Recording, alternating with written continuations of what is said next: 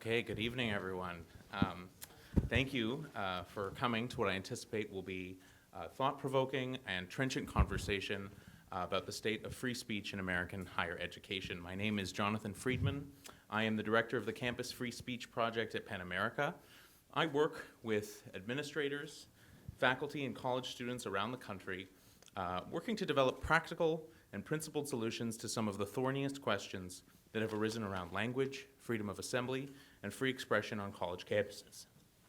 My work continues the mission of Penn America as a whole to unite writers and their allies, to celebrate creative expression, and to defend the liberties that make it possible.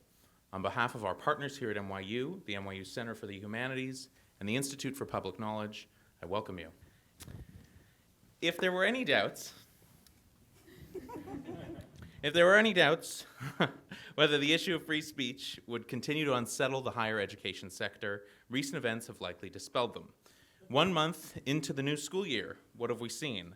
A couple of deans stepped down amid furor over their tweets, protesters interfering and delaying an event organized by college Republicans at Georgetown to dispute the veracity of climate change, a smattering of professors in hot water across the political spectrum, some even fired because of their comments, and most recently, the Federal Department of Education threatening to defund a Middle East Studies program because they objected to some of its programming about the Middle East.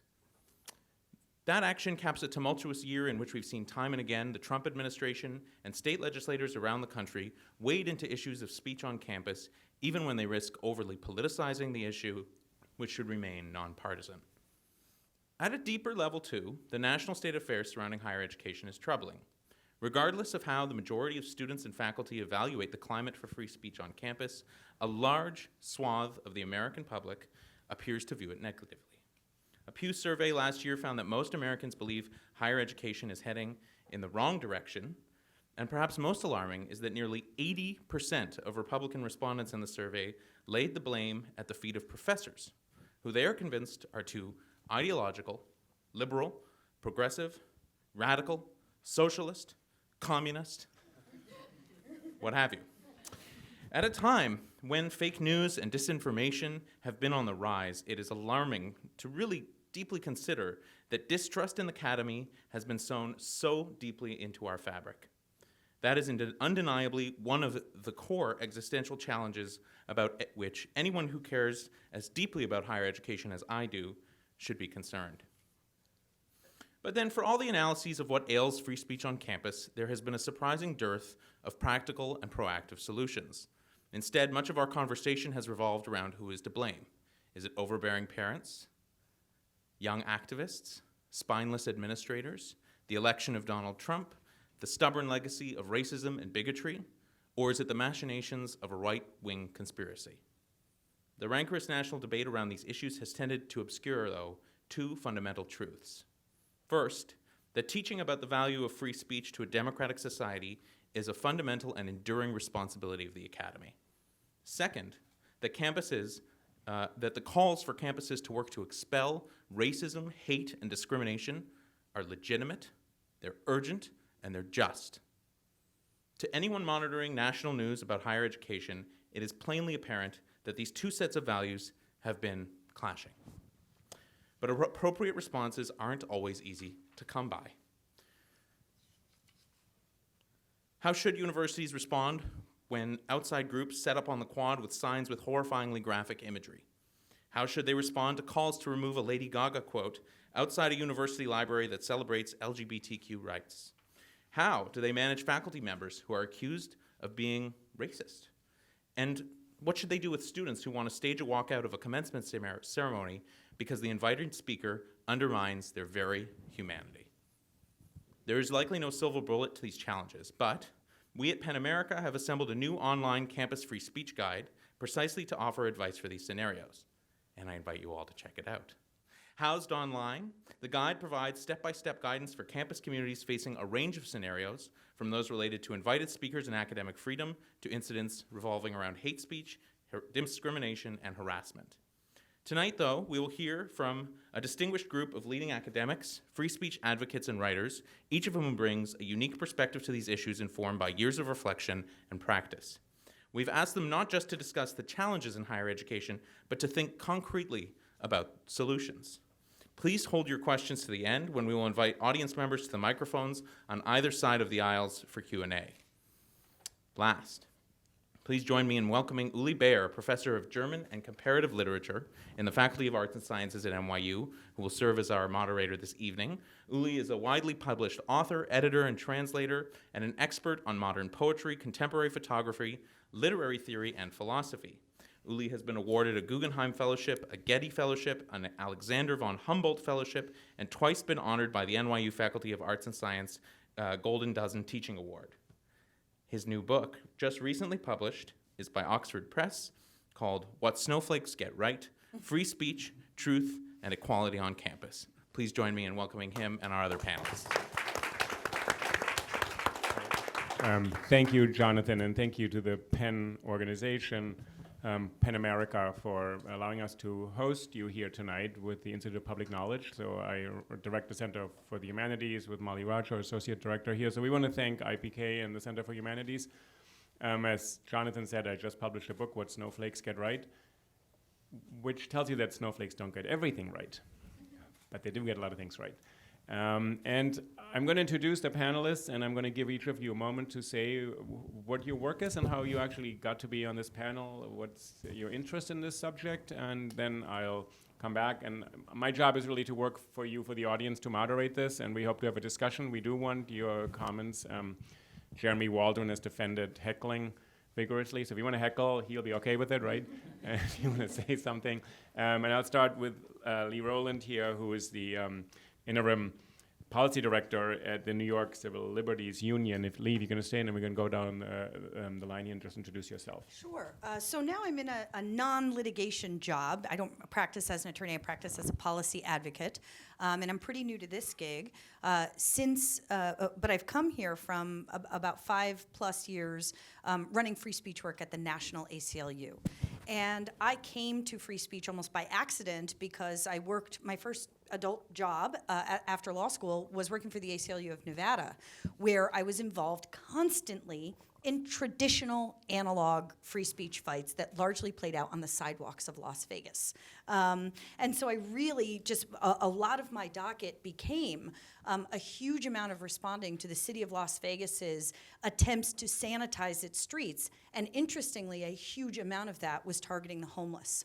And as I practiced, so I actually came to the First Amendment from a totally progressive place, again, not by intent, but by serendipity, where I realized that the First Amendment was an unbelievably powerful mechanism. It makes other laws and policies pale in comparison. You can file a lawsuit, go in the next day, and win on behalf of your client, literally within 24 hours of filing a lawsuit. So I was actually able to stop laws before they impacted my clients, who were often ticketed for just associating in public parks or offering free food or water to people without it. When I moved to the national office and focused on speech, privacy, and technology, which is the name of the ACLU's department program that deals with speech, my job kind of became the obverse of that, which was really looking at the very difficult intersections between speech and privacy. And there are real tensions and real complements there, of course. But it was so incredible that time and time again, both in Nevada and in my work at the national office here in New York, that the real clashes, the kind of margins of the First Amendment, the details of how we grapple with its application when it runs up against other rights, whether it be privacy or discrimination, often take place on campus.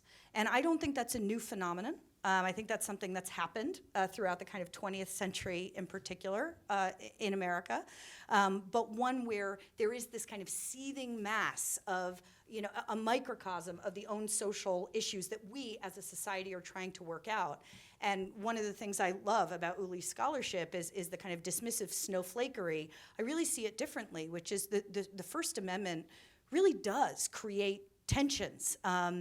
And we often ask students, or in practice, students bear on their shoulders, I think, a huge amount of the burden of working out those tensions because of the nature and the place of universities in our social fabric. So in both my kind of analog work on streets and sidewalks and parks, and in the kind of futuristic thinking work about privacy and speech, the college campus is everywhere in those discussions, and that's where the rubber meets the road. Thank you. Suzanne, do you want to introduce yourself? Thank you. Sure. Do I have to turn this on, or think it's on. it works? Okay. I'm Suzanne Noss. I'm the CEO of PEN America, and I want to. There we go. I want to first of all recognize Jonathan Friedman, who just gave that wonderful introduction. He has been with us at Penn for a little bit over a year, and has taken charge of this program and really developed it in a host of interesting ways, put together this extraordinary guide that I hope you'll take a look at online. It is practical, it's concrete, it's detailed, it has sections that are directed toward students, toward faculty, toward administrators, and it really takes research and analysis that we've done over several years, including a big report that Jonathan led that we released back in April called Chasm in the Classroom, and then an original report called In Campus for All that we released right before the 2016 election. And so that reflects the work that we've done at Penn America, and we've done also a whole series of on-campus events all over the country at many of the places that have been the sites of the most kind of explosive flashpoints for campus speech. So University of California at Berkeley, University of Virginia, Charlottesville, Middlebury College, College Park, Maryland. Jonathan and I were at Ole Miss at the end of the summer. And through those intensive dialogues, what we've tried to do at each place is to bring together free speech experts, student leaders, faculty leaders, to kind of have a face-to-face conversation about the ways in which these values can clash, and the imperative that the university become more diverse, equal, and inclusive can bump up against free speech rights, and the impulse to constrain speech in the name of ensuring equality, full participation, comfort levels of different groups of students on campus. And what we found when we can bring people together and work through the issues is that these two sets of values can and must coexist, and that if you can kind of talk about it rationally and problem solve, you can make that happen. And so what we've tried to do in the guide is really take that knowledge and understanding and translate it into layperson's terms and make it available in a one-stop shop online. So I hope you'll take a look at that, and I'm looking forward to the conversation. Wonderful. Good evening. Thanks for coming on a rainy, gloomy night. I'm really happy to be here. My name is Rich Blint. I am at the New School, where I teach in literary studies, but also direct the Race and Ethnicity Studies program.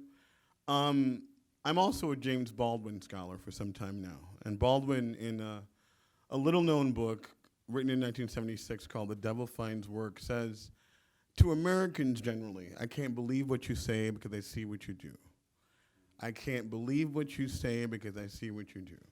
And so much of the free speech debate, to my mind, is, on one level, the kind of revanchist response from a right-wing establishment. But more than that, it has to do with a kind of liberal flakiness, or snowflakiness. We call undergraduates or graduate college students the snowflakes. I think it's a lot among liberals which are really kind of spineless, to my mind. There's something about, we had an incident, Jonathan, you mentioned all these controversies on college campuses, but my role here is to kind of tell the truth, right? And there's something about Baldwin's insistence on truth-telling when no one wanted to hear it, which we think about Baldwin being on television, on the radio now, it would not happen. James Baldwin was everywhere, on TV, on the radio, Stud Sterkel, anywhere he was everywhere. Right now, he would not have a platform at all, right? So my sense is, how do we think about, when the first, and allow me for 1 second to say this, when the bombs are being dropped in Afghanistan, it says kill this fag, take this fags. The HRC critiqued the language on the bomb and not the bomb itself. And that impulse, that orientation is ongoing until this very hour. right? So at my school, folks are concerned about what they call the N-word. And we know what that word means. I'm not sure what sanitizing that word does for us, because you want to critique and hem in the word when folks are being shot with lethal force. There's a radical asymmetry, a gap, a chasm between what goes on the ground, proceeds unfettered, and then somehow a kind of liberal preoccupation with policing language when you're trying to take people out. I want to talk today about that incommensurate, really crazy posture that's adopted by most of liberal America. Good, wonderful. I'm Jeremy Waldron, and I teach at the NYU Law School. I teach a bewildering array of subjects in legal and political philosophy. But I wrote about hate speech in this little book called The Harm in Hate Speech that Harvard published a few years ago. And that is something that I care about. I try to explain the kind of hate speech laws that you see all around the world, and I try to defend them. And I spend chapter after chapter trying to answer as sensitively and charitably as I can the various arguments that are put forward against hate speech laws. It leads me to actually question some of the things in the new campus guide, which I think is wonderful. If you read hate speech laws, you see that they are not attempting to punish laws that are, speech that is hateful, or punish speech because it expresses hate. They're trying to punish speech or prohibit or limit speech that stirs up hatred against identifiable groups. So it's speech that has hatred as its effect rather than speech that has hatred as its cause, or speech that is just full of hate. And I mean, that may just sound like a verbal question, but I don't see that being expressed or being properly addressed in a section of the guide that just talks about hateful expression rather than expression that on campus is attempting to stir up hatred against identifiable groups. So just for that reason, I'm going to be a bit of a pain in the ass tonight in parsing the logic of hate speech laws. I do think it's important to understand them, understand how they're drafted, understand how they've existed for 50 years, longer in many cases, what their concerns are, and so on. So there's that. Yuli was good enough to mention a recent piece of mine on heckling, and I'm sort of waiting to hear a bit of heckling from the audience because I wanted to write a little bit about the time-honored practice of interrupting a speaker so that the speaker doesn't always speak on his or her own terms, but has to actively engage with members of the audience. And that's part of what we have to talk about in campus events and so on. And again, I worry that in the section on invited speakers in the campus guide, there's some discussion of disruption, but there's no real discussion of heckling, as though heckling is to be only seen through the lens of disruption. So I hope we can talk about that. Tonight. The other thing that worries me, the accent you hear is from New Zealand. And New Zealand, we don't talk about colleges, and we don't regard colleges with the same reverence as sort of nests of democracy. We talk about universities, and we talk about them having a very specific mission. And so some of what you'll hear from me tonight will be less reverential about the mission of colleges training our young people for democracy. Thank you. Thank you.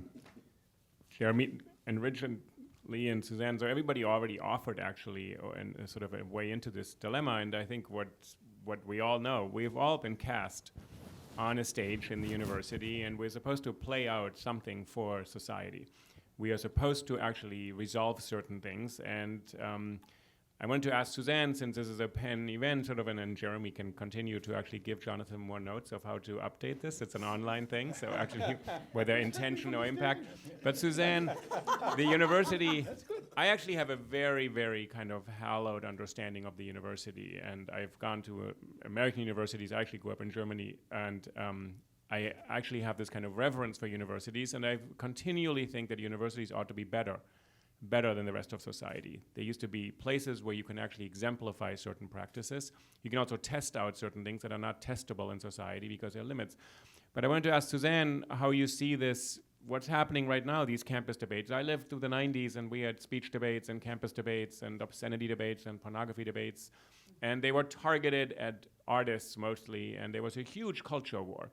And this is another round of it, but whether you see what's happening right now as something, when Jeremy said he does not believe universities are really the training ground for democratic citizens, I do believe all my students should become democratic citizens. I actually want to teach them democratic intuitions, not full-fledged ideas. But Suzanne, do you see what's happening right now? How do you see that in the larger political climate?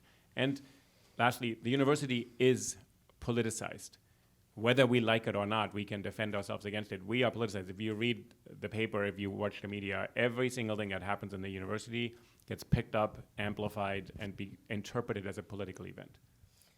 No, I think that's true. I mean, I'll respond to that, and I also want to respond to Jeremy. We're in a highly politicized, polarized moment. I think what's happening on campus, in many ways, is a microcosm of what's happening in our society. We're amidst dramatic demographic change, where we'll no longer have any single majority ethnic population going forward in the United States. And we're also reckoning with the stubborn legacy of racism, sexism, gender-based discrimination.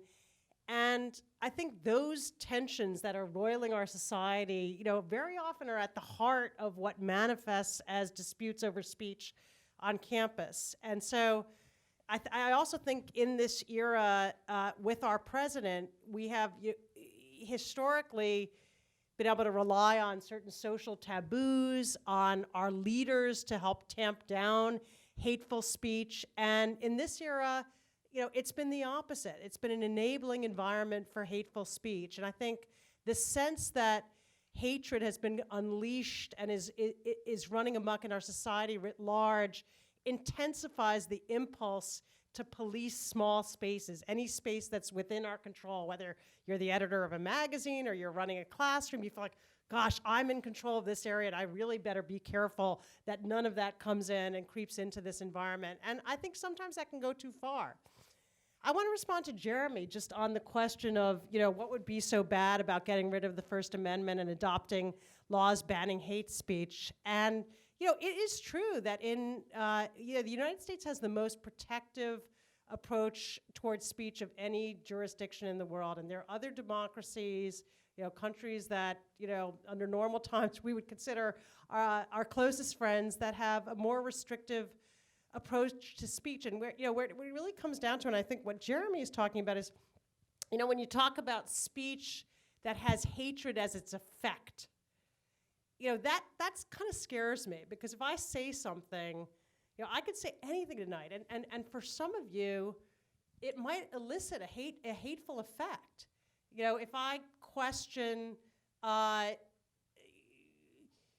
affirmative action, let's say, it's a controversial topic. If I call that into question, from some people's perspective, that could seem hateful, that could seem dehumanizing, that could evoke a very powerful response. There was just a decision in France that came down, I think, yesterday, about a woman who kind of launched the French Me Too movement, and she has a hashtag, which I don't think I'm going to be able to recite perfectly, but somebody else on the panel, it's sort of like the expose your pig is the translation of it. And Balance ton porc. Yes, better French than me. I wouldn't try the accent.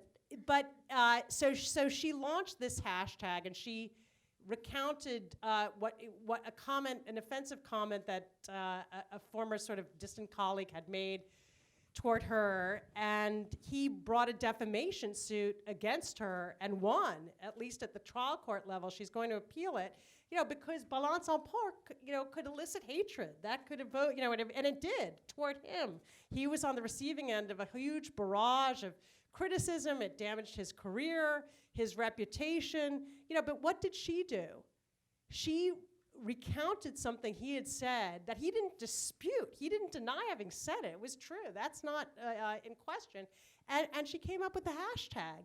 So, if that can elicit a hateful effect, and we're going to ban that which elicits a hateful effect, I think there's an enormous quantum of speech that's going to be restricted and chilled. So that really worries me. And I think Suzanne, the line... Let me just give Jeremy a chance here to say, actually, let's say we don't have any authority to ban anything, so in some ways this is hypothetical. Your concern is that speech that Jeremy described as eliciting hatred is too difficult to define or puts the burden. So can you, Jeremy, you want to jump in and then we'll get Richard. It's a perfectly reasonable concern, I think.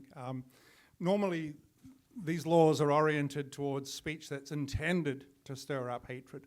So we're looking at the effect not on the victims, but we're looking at the effect on the society and the effect on social peace. So number one, the laws in most democracies look at the intention. Some democracies also say, or speech which a reasonable person would think was likely to stir up hatred. And the assumption is that societies becoming multicultural, for example, cannot afford to plunge into intercommunal hostility or intercommunal hatred. If you look at societies where that actually happens, not the fantasies of Americans, but you look at societies like, I don't know, Nigeria or India, where there is serious intercommunal violence and serious intercommunal hatred, the notion is that citizens have some obligations to take care on that. But the point that Suzanne made is perfectly legitimate, because it's always going to be hard to define. Can I say just one other tiny thing? I'm not against the First Amendment. I think it's one of the loveliest parts of the Constitution. All the other democracies that we're talking about that have laws against hate speech also have strong free speech principles. They just figure out the relation in a different way than we do. Rich, do you want to come in and say, you also raised the topic whether actually discussing speech in universities maybe is actually a way also to distract us from other things or to actually cover for other discussions that are not being had. And then funny, there's the ironies that we live in, that we have conservatives, actually reactionaries, suddenly thinking that James Baldwin must be protected because he wouldn't be taught. These people have never, ever read a sentence by Baldwin, and somehow they're the advocates for Baldwin, so you brought him up. So there's the great ironies in these speech debates that people are cast along lines that are not really clear. So, I mean, I do find it amusing when I have reactionaries suddenly advocating for people like Baldwin. They've never, ever wanted that to be taught in the first place. Never. And Mr. Baldwin said over and over again that it's the story of the Negro in America, the story no American is prepared to hear. So how speech is curtailed in that way, right? So you have, oh my God, these sanitized liberal, I keep using that word, but it's meaningful. And I want to get back to what you both are saying in 1 second, but I think, what do we do with a society? And I really appreciate what you're saying, Jeremy, about a kind of facile, banal, disingenuous concern with speech, to my mind. Because it's not only about the kind of quality, it's not the quantity of speech, it's really about the quality and the pitch of speech itself. And I think that gets really murky and muddled all the time under the guise of the First Amendment. And someone like James Baldwin would say, and I'm going to use the word right now, if anyone is offended, nigger all the time. Because I'm not your Negro. It was changed from what he originally said, right? And if you go on YouTube, he's all the way there saying all he wants at the same time. And so what are we really after as a society concerned with speech? The society concerned with checking actual hate that leads to violence. What's the terrain we're navigating, really? And I think that we're not being honest about that. At the university, on High Street, to use a term recently, you know, if Boris Johnson can say humbug yesterday to, you know, concerns among female members of parliament being worried about death threats, humbug is what he said. And so the best way to honor the memory of this woman who was killed by right-wing extremists is by passing Brexit. What hope do we have of having real solidity in our speech? I'm not saying Boris is a bellwether. What I'm suggesting is that, or Donald Trump for that matter, but what I'm suggesting is we have to be honest about the kind of disparate, unequal, incommensurate ways in which we all speak. And we're not being honest about that at all. And so the free speech debate or conversation seems to me to be kind of hampered from the very beginning. And if we can talk about that, I'll be very grateful, you know? Lee, do you want to come in? I'd love to. I mean, Rich, you're touching on something that I think no matter whether it's campus or not, a lot of free speech and First Amendment conversations get to, which is really free speech, kind of pointing to the First Amendment and the line of where hate speech is as a proxy and a distraction from our deeper issues, right? And I think particularly unique about America is that I think we have, and I'm not suggesting other countries have nailed this, so don't worry, Jeremy, it's not a, subtle encomium to New Zealand or anywhere else. But I do think because of the nature of particularly slavery, we have not grappled with our history in an honest and public and serious way. As a society. And I think that people often focus on speech and words because it is easier, right, to kind of cabin that and say, here are the norms, and we want to set the rails for these norms, and that allows us to sanitize and I think have a more, you hear about civility, which I think often is a front for not causing too much discomfort when you're punching up from a power lens, So I think we have to resist that. And I think there's also an accompanying fable of the First Amendment. And I should have started with this, but the First Amendment only constrains government. And of course, colleges and universities, some happen to be run by the government, some are not. This one is not run by the government. Exactly. So, so I'm afraid no one has free speech rights here with respect to this event. But I really do think that there is a history where sometimes people forget that the First Amendment, not handed down by God, not even handed down by the men, and I mean men, who wrote it, but interpreted by the Supreme Court in very modern history. The First Amendment didn't mean anything to you as an individual until like the 40s, right? So what's so astounding is that it's so easy to come up with this narrative that it sprang up fully formed and it exists in the way we think of it today. That's not at all true.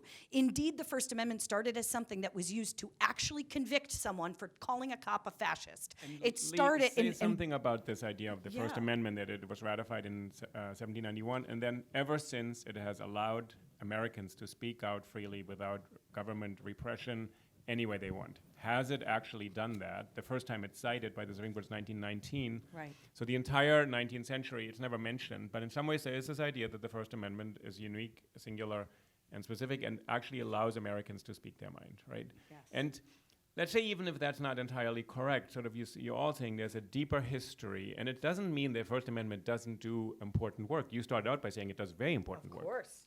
Yeah, I think it's important to recognize that throughout history, it's been advocates and lawyers who have ratcheted up, you hear a rising tide lifts all boats, right? Who have taken precedents from the Supreme Court that protected racists. At the same, Charles Brandenburg, a literal leader of the KKK, was one of the first times that the Supreme Court found their religion and decided there was a free speech Tell right the there truth, Lee, individually. please tell the truth. Right?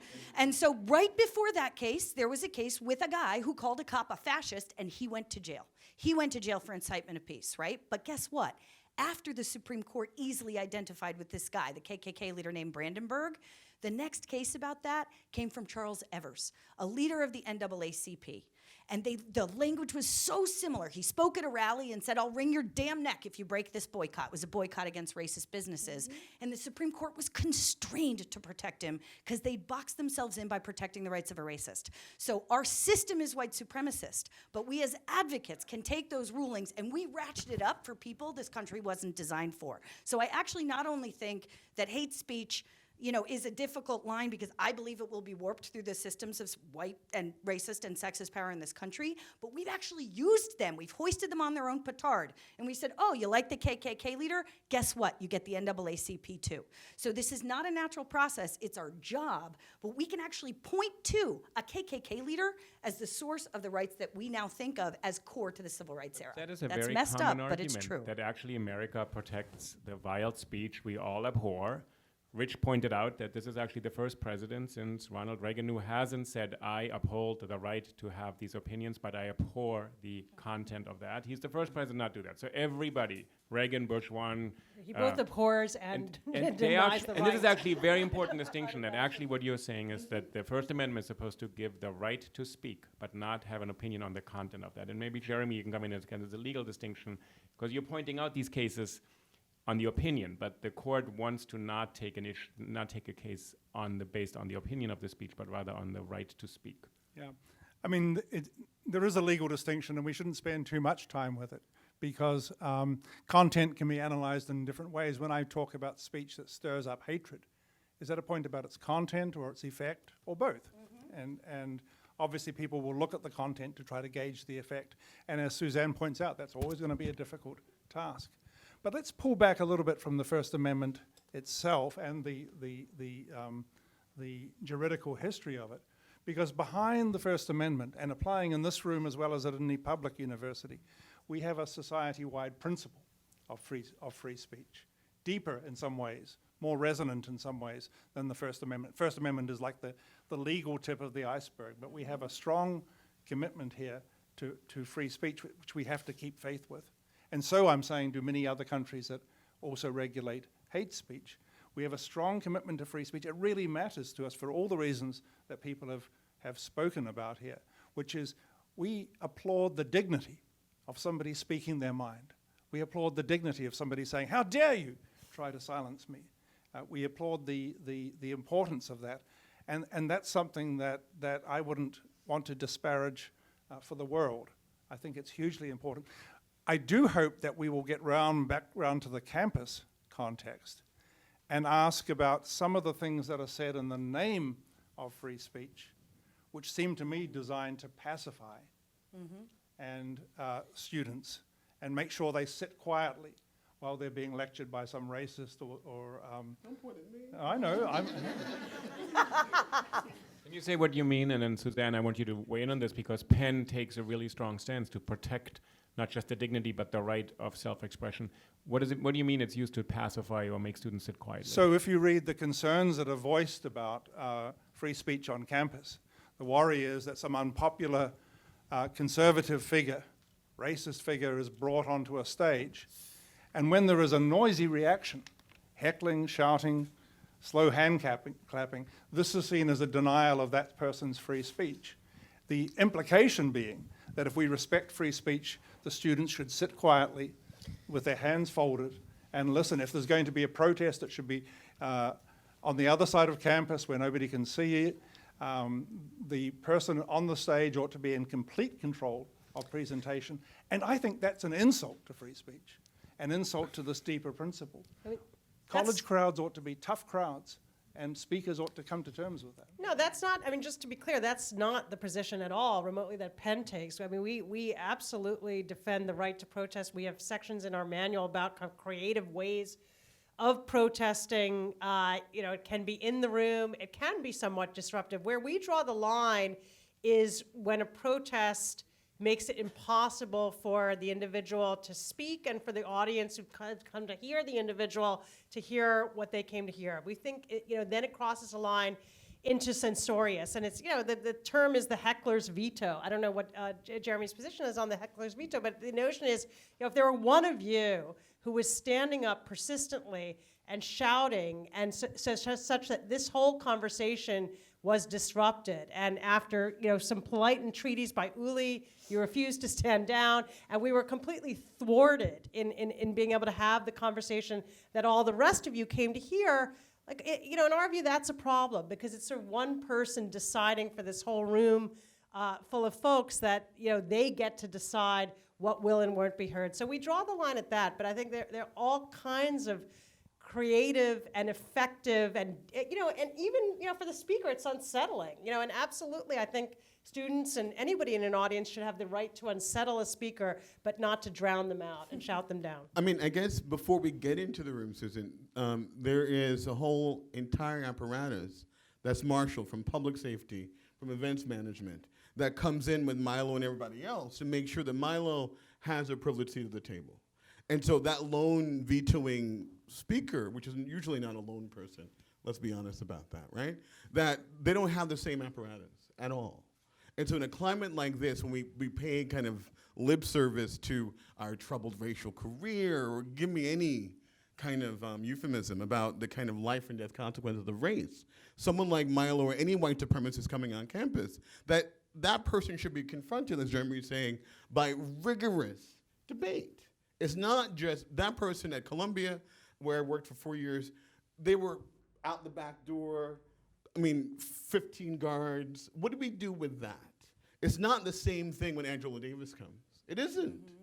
And I'm saying that this idea of free speech as this bizarre kind of liberal canard about this is a democratic principle. Like, how do we even the playing field? Where is an apparatus for someone like, for instance, me or Jeremy or Angela or Killer Mike, for that matter, to get that same level of care? I mean, that's not the case at all in college campus. Rich, can I add something? So when outside speakers come in, the university's role is to vet ideas and not to allow everything and anything. And I can tell you, all these people are on this panel, because we thought a lot, and Jonathan did a lot of work to invite the people who've actually had some thoughtful things to say about free speech. And I've gone to the ACLU and interviewed the legal director of the ACLU and said, I want them to sue Harvard University on my First Amendment rights because the law school hasn't invited me to give a speech. And he said, what are you talking about? And I said, that is my absolute right to speak at the Harvard Law School. And he said, what are you talking about, Uli? Maybe they'll invite you, but probably not. And then I said, but if I actually advocate for a white ethno-state and I'm a neo-Nazi, I'm going to get your legal aid, right? And he said, well, that's different. And I want to understand the difference because the university's role is to actually decide what merits further debate. The university does not allow everything and anything. And this whole idea that any classroom will discuss anything, there's lots of constraints on speech. I make my students take exams. They have to speak. Otherwise, they fail the class. That's not allowed under the First Amendment.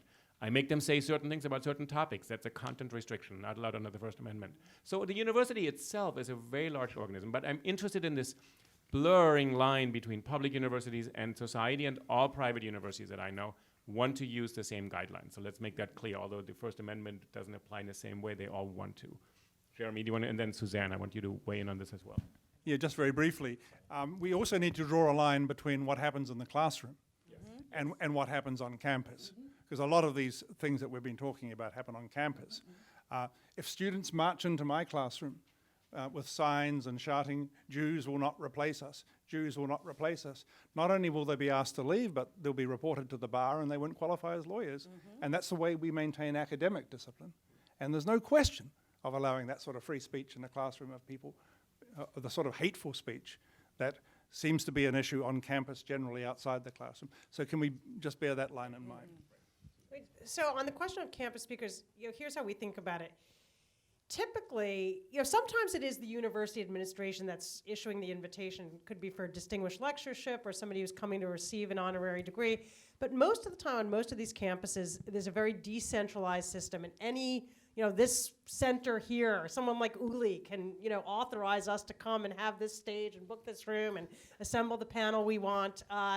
And any student organization, it can be the campus Democrats, the Republicans, the Right to Life group, the pro-choice group, they all have the ability to stage events. And I think that's one of the great things about an American university, is that very liberal, open system that encourages students to explore their ideas, to bring in all kinds of different voices. Now, the issue becomes and what we advise is that student groups, academic departments should be thoughtful in rendering those invitations. They there are people who want to come just to provoke, to rile up, to menace people, and I think people should soul search about why they're issuing those invitations and not do so.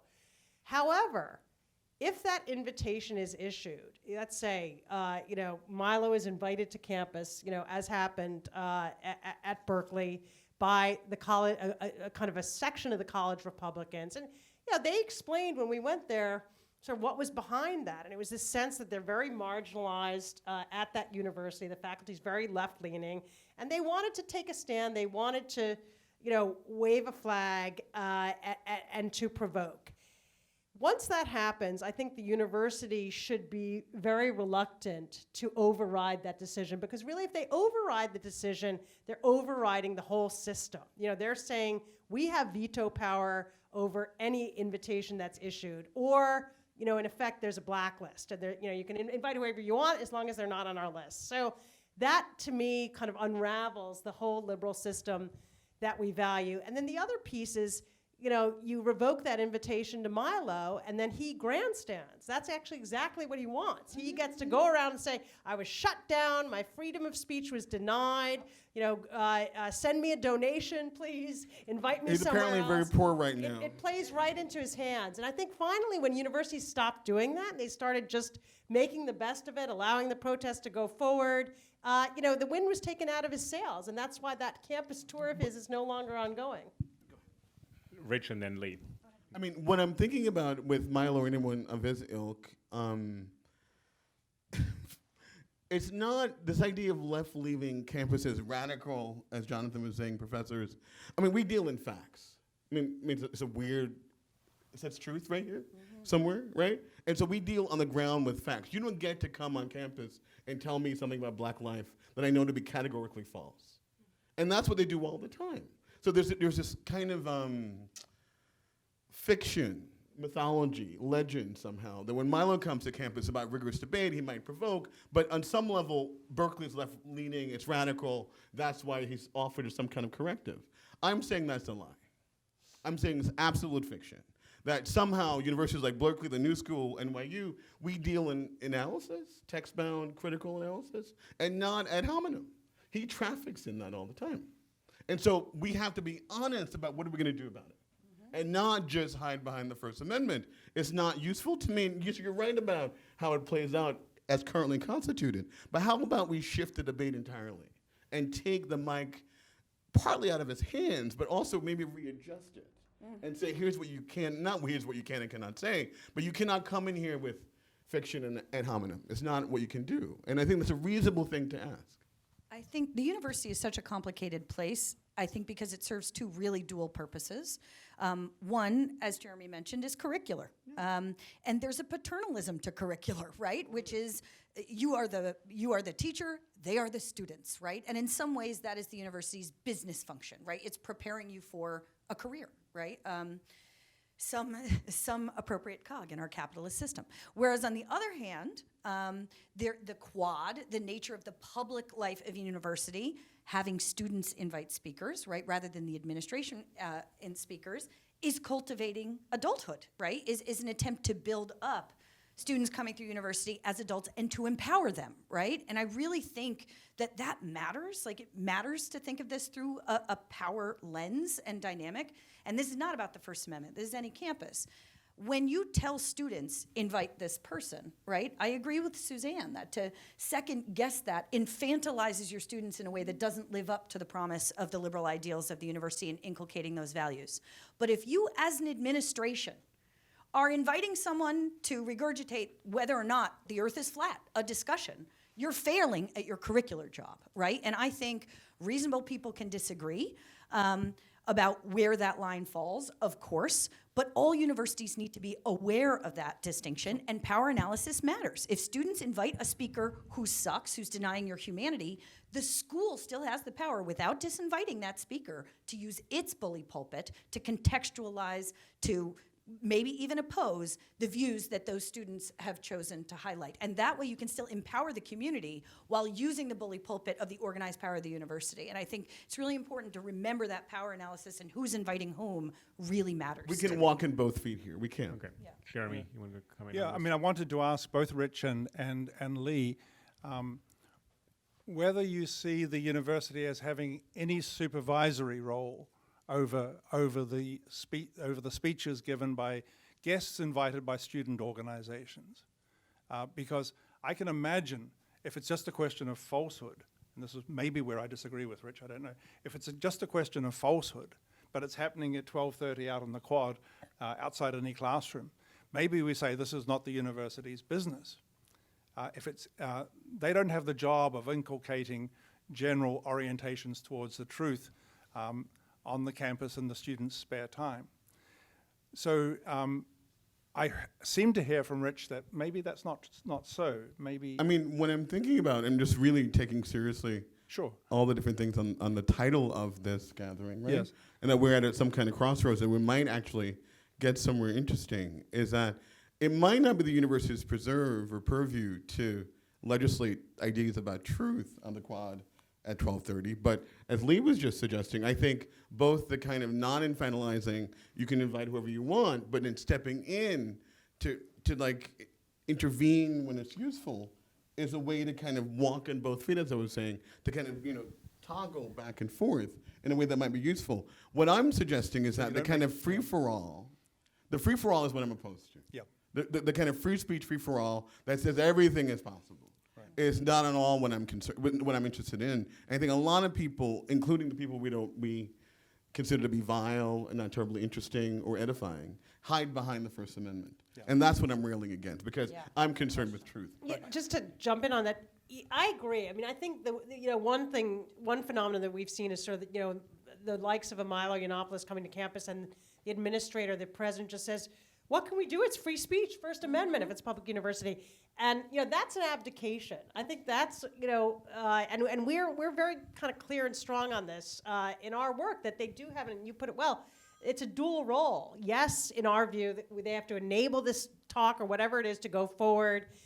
It shouldn't be shouted down. You shouldn't give Milo, the platform to grandstand about having been silenced. But at the same time, you speak out in the voice of the university about the values. You can do other things to support students who feel victimized, and unsettled by the presence. And some universities have done it really well, and they've managed to kind of satisfy students who are feel very vulnerable in these moments, but at the same time not silence speech. And to us, kind of, that's sort of the needle that has to be thread. Suzanne, I want to press you a bit on this, because I don't think it's sufficient for a university after there has been a problem, and we've seen many, many problems, for the university then to reaffirm its commitment to equality, equity, and inclusion and say, we do all this, and we're going to have a town hall, and we're going to have other people in, and we're all going to talk about it. And I think that actually plays into the stereotype, there's a bunch of sensitive snowflakes, and afterwards we're going to have a room, and we're going to make you feel good. And I think this is where the problem is, that then the university is caught in a position when the students are saying, you are not committed. You are not committed to equality, which is a legal term, and diversity and inclusion. You're just saying that because you've just brought this guy here. He caused national attention. You spend $1 million, and now you're saying diversity is so important to us.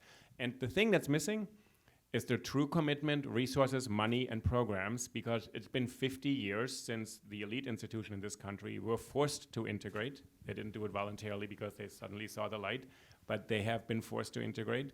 And students are here 50 years later and saying, I am still not included in materially meaningful ways, materially meaningful. So I actually think this appeal to university afterwards to say, let's have a town hall and talk about it, racism is really bad, that is not enough. And I'm saying this for a very specific reason, because President Trump has not said, we support free speech as a principle, but we really, really condemn these statements by neo-Nazis and white supremacists. That's what George Bush interfered in a senatorial race in Louisiana and said, David Duke is not American. That is unusual for a president. He took a position. I'm not praising George Bush the first, but there's something here that's what's missing is this moral leadership. So now university presidents have to have moral leadership, but the students are saying, really? You sound exactly like them. You're saying First Amendment and these racists can come and then everything goes back to normal after the workshop. So I just want to press you a bit on the material conditions of change and of inclusion and not just the symbolic. No, well, look, first of all, it's not this after the fact we have a workshop. It has to be. I don't mean to be cynical. Yeah, well, I think that's overly reductive. It has to be part. It's not going to be credible if it's not part of what's seen as a genuine commitment to inclusive excellence. And you have different situations on different campuses. At Berkeley, it's incredibly diverse. It is incredibly kind of vibrant, diverse community. Not to say they don't have their own legacies of racism. They do, but it's very different than a Middlebury College, which is in the whitest state of the union. It has a very tiny minority population that has, a tough time.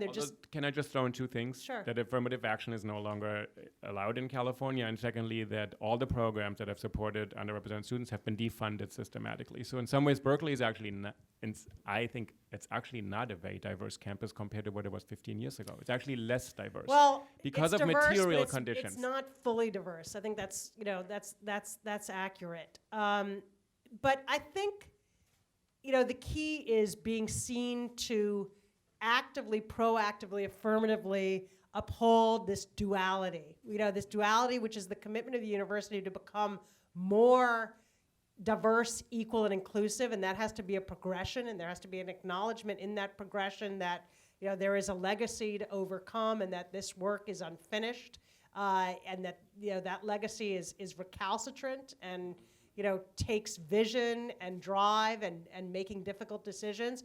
But what it need not do is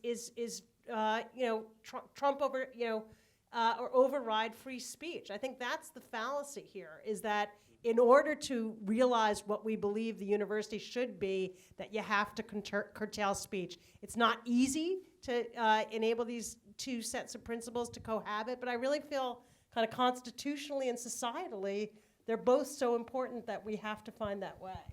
And I think universities that aren't trying to find that way are abdicating a responsibility. And not only it's a lack of creativity and vision in part, right? That I agree that a post hoc listening room sounds like utter bullshit to me. It sounds like throwing crumbs at something, but no, it's absolutely not enough. I don't even, not only is it insufficient, I don't think that's necessary. I think instead you think about counter-programming that maybe has the university's backing behind it, right? That's at the same time with a better audience, The stakes right? are that high, Yes. aren't they? Yeah, and I think that's that is an opportunity. I mean, the university should not be using the First Amendment as as an excuse. Oh, I'm sorry, we're constrained. We have to do this. But a proactive learning opportunity. The academy depends on free speech to exist, right? The principles of free speech and truth to make them see air.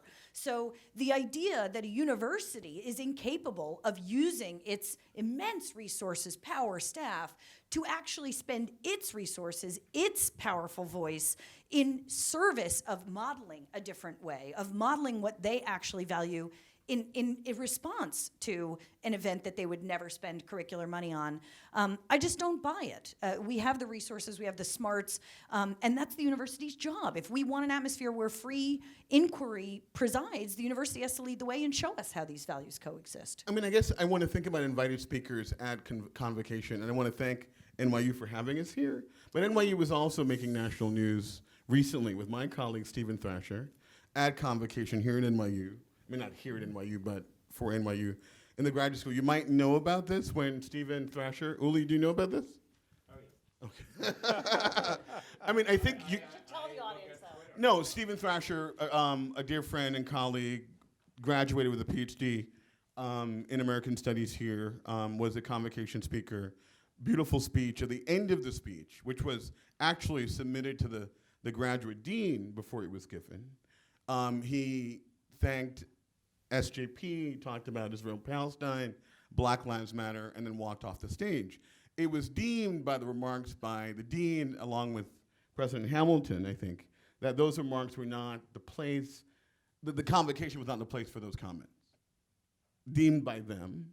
Northwestern, Jonathan Holloway, the provost, along with the president there, suggested that he still had a job, which I'm like, why is this job in question? Yeah. Literally is what they said.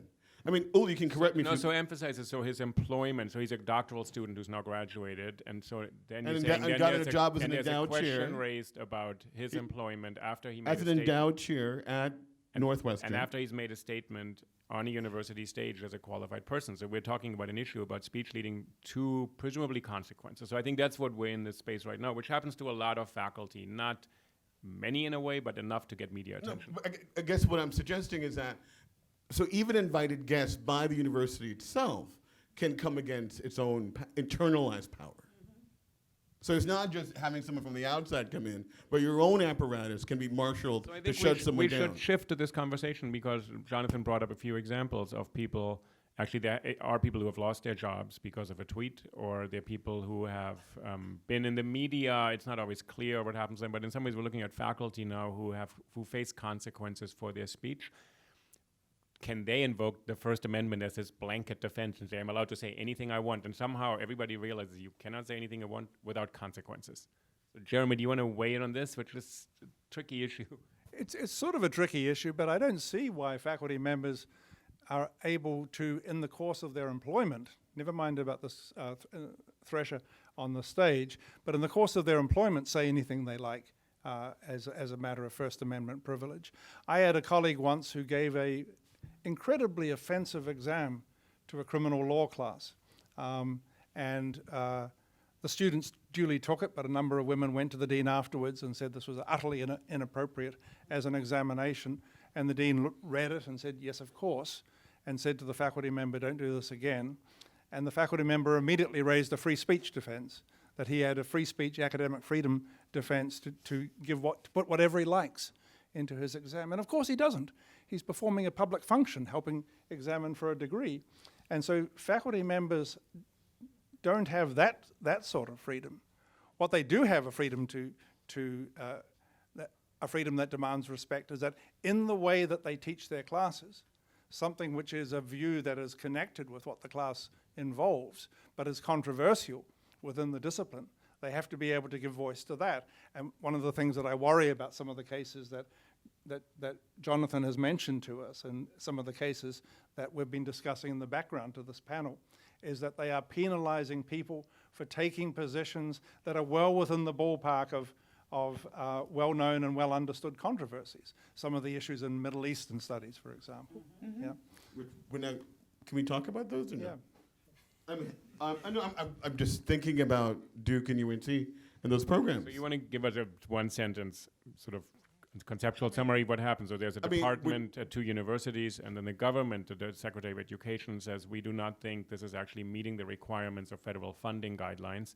So you have to justify how you're spending federal money, and you're not doing it right for many reasons. You're not serving the purposes, and you're probably politically biased. So that's the charge. So the government directly interfering in the university's operations, and you're not teaching the right thing. That's a bit too blunt, but that's essentially what they're saying. And the university now has to defend itself and say, we're actually teaching in the way we think is the best possible way. But the allegation is you're not navigating this controversy in the way that we would like you to navigate this controversy. Yeah, though, Jeremy, do you worry that, if we were more liberal in our approach to restricting hateful speech, that, something, the core of that investigation seems to be an event that, veered into hate speech. And so, is that not sort of an invitation to the federal government to clamp down on that kind of speech? It's a marginal danger. I don't think it's overwhelming, but I think it's undeniable that could be a I possibility. mean, in that case, someone made a really poor aesthetic curatorial choice. It's a curatorial mistake that was made. The idea that somehow that mistake to then lead to curtailing what you say about the state of Israel, or Israel-Palestine, or Palestine-Israel, it seems a bridge too far for me, right? I mean, it literally it weighs on that biased person, the comedian you're referring to, I imagine, right? So that is not the crux of the issue at all. Is to what extent can the federal government, Betsy DeVos, my God, encroach on what we have to say at the university? Well, this is the thing. I mean, that's prime reason why, for me, I'd be so hesitant to broaden the government's power to restrict hateful speech, because who's in government? And things, the pendulum swings, and who's making these decisions? It's the Department of Education. Can I weigh in on this, because this idea that sort of we make a decision today and then it could be hurtful against us tomorrow, but this assumes that right now things are as good as they could be.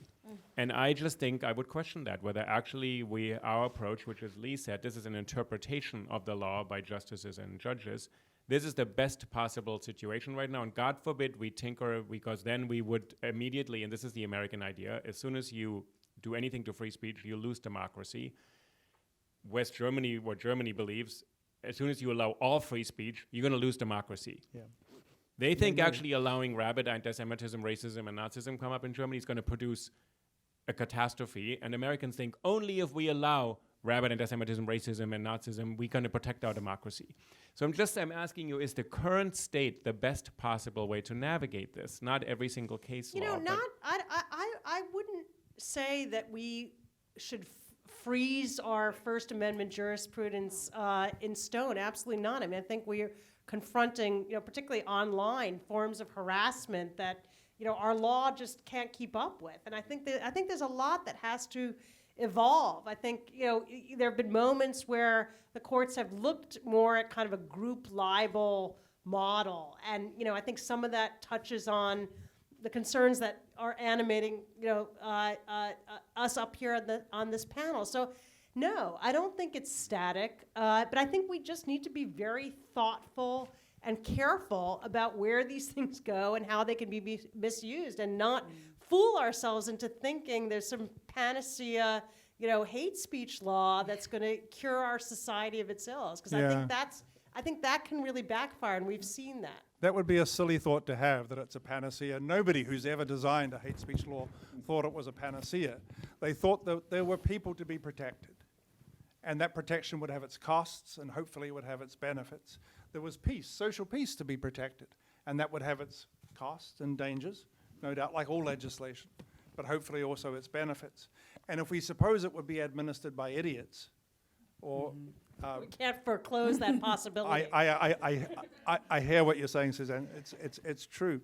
But the idea is that we must withdraw our support and protection from those who would be seriously harmed by having hatred stirred up against them, or withdraw our protection from those who would find their dignity and their sense of entitlement to be on the campus as students, once again called in question But I because of these fanciful dangers. Sorry, I didn't mean fanciful, I think the Israel-Palestine thing really is sort of, to me, such a potent illustration of how hard this is, because, what you feel is, or what one person feels is speech that absolutely must be protected, someone else is going to argue is undermining of their, very identity, security, and, But the there's an international historic. law, Susan. There's an international law and settlements. We can say, NYU, not to interrupt you, but just in the spirit of That's okay. Jeremy. Heckling, yeah. Not heckling, not that far. But the idea that somehow we can actually say some quantifiable, truthful things, right? That you can't annex all this land. We can do that. There's things that we can actually say about the movements of someone like what comes out of Netanyahu's mouth. But the idea that every Democratic candidate, including Kamala Harris, my Jamaican sister, needs to go to AIPAC, is a certain kind of injunction that happens all the time, alongside free speech. The thing I want to ask right now, which is going to bring us back to the campus, which I want to open for everybody, just as a kind of anecdote, what I see all the time, two things happen, right? The first thing is that people come, this didn't happen tonight, we come on the stage, we begin, solemnly, loftily, in saying that we stand on unceded ground. And we say it passionately, we clutch our pearls, and we say that. And then, you know what I'm talking about, right? And we'd love to talk about the limits of that gesture in the face of genocide, settlement, and conquest, right? And then we have, for instance, a colleague did at Vanderbilt recently, is she had this huge quote of James Baldwin. And a huge quote, So you might imagine what's in the quote, right? So there's Negro, and then there's what people call the N-word. I say nigger, because that's what Baldwin said. And so she kept reading it, and she skipped about 75% of it, effectively. So all the meaning is, so Baldwin has a film Horace Overy called James Baldwin's Nigger, talking about how he got his name, how we all got our name. So would you say Baldwin's blank? Literally, it's called Baldwin's Nigger. And there are people who like the mouthfeel of that word. I'm not one of them, right? But I'm also steeped in history. And so what do you do when people want to just erase and sanitize to the point where there's nothing that you can say? Because that liberal conceit is what they think that's all they can do. That's the best possible option. How about listen to Uli saying we've only been at this for 50 years. It's time for transformation and overall. And instead of shrinking from the responsibility of this muddled, terrifying, shared history that we confronted head on. You get what I mean? I hope not at false synthesis, but kind of tie these two threads together. I really do think I'm weirdly agnostic about the First Amendment for a First Amendment scholar. That's maybe totally seditious, but as American empire, I would never go to an international group of free speech scholars and say you guys are doing it wrong, right? We're going to unilaterally import a First Amendment model.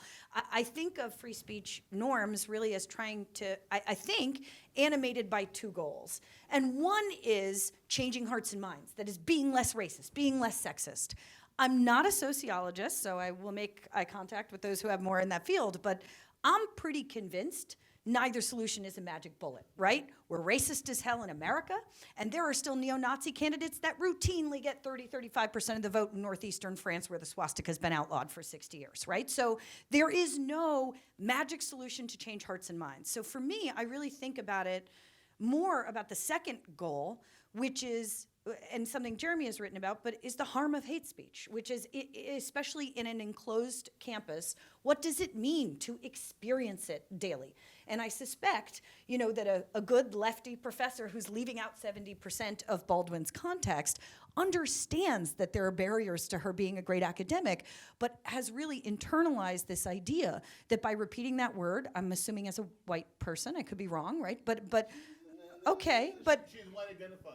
Okay, white identified, or someone Swarthy. white identified, which I most certainly am not. But Sorry, like no offense. with students that might include people who see it through that lens of a white identified professor. She's really internalized the idea that by simply repeating it, she's creating a hostile environment for students. And so, that's something we haven't totally tackled yet. But I think Can I say for this for a moment, because I actually think since this controversy is here, I'm actually I just don't think quite we know all the motivations why people choose not to say the word. So you've been on my podcast and you've said the word and I haven't said the word. Looking exactly at the same quote of James Baldwin, I probably have my reasons for not saying it. You have reasons for saying it. But I think what happens to the university is put in a position that people know why this happened. This is the consequence. This person said the word and et cetera happened. And what you're trying to say, we need to keep that space open. The university is supposed to be the space where we actually talk about the usage of a word. And if people choose not to use it, I actually think I have a right not to use this word. And I actually also don't want to be bullied by people who say that is wrong. And in some ways, I'm pushing back, Rich, to the way people are going to use your argument to say you're just liberal and that is just silly and you're PC. No, Uli, I want to interrupt you for 1 second to say that it wasn't in the classroom. It was a symposium.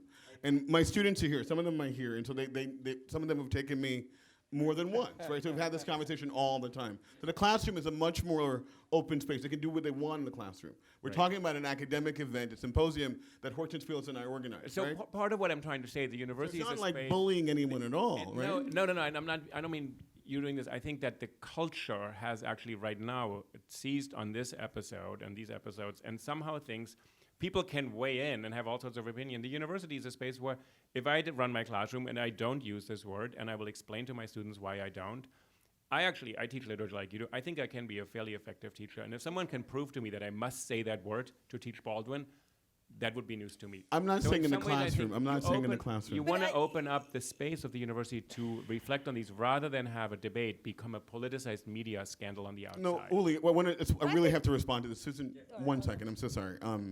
Because I promised not to say anything, and here I am just talking away. This is a really important topic, isn't it? Yes. No, what I'm saying is I understand why you might not want to say the word today in class.